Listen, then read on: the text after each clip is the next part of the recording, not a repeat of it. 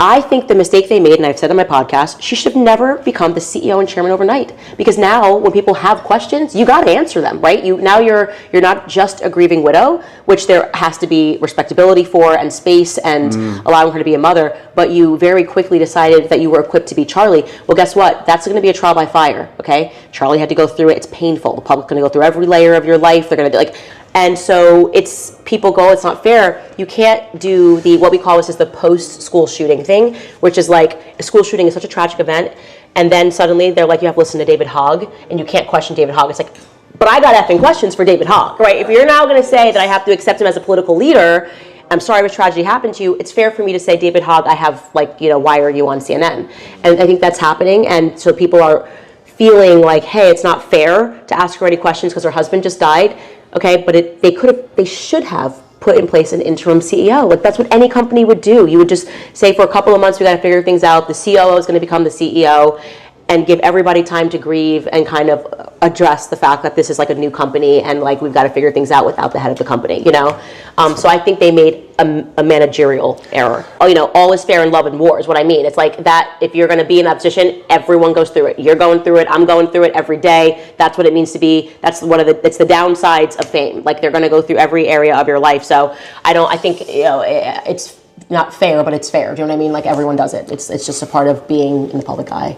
I genuinely believe Candace Owens has a point, and when you look at the situation carefully, the logic is hard to ignore. TPUSA appointing Erica Kirk as CEO immediately after Charlie's assassination created a dynamic where genuine questions are now treated like personal attacks. Whether people admit it or not, placing a grieving wife in that position instantly creates a shield, because the moment you question anything, the response becomes, how can you ask that? She just lost her husband. And that shuts down any real investigation, any real accountability, and any real transparency. And that's the problem. Yes, one day Erica was going to take over what her husband built.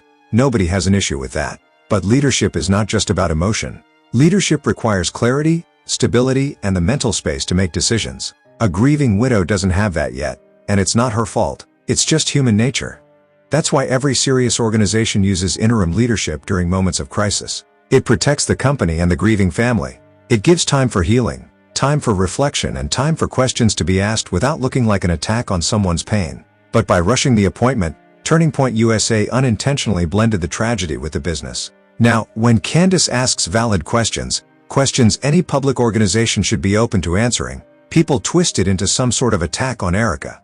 And this is exactly the effect Candace was talking about. Right now, if you question the organization, people respond, well, Erica is the CEO, so you're questioning her. But this only happens because they tied her identity to the organization too quickly. They didn't allow emotional separation. They didn't allow the dust to settle.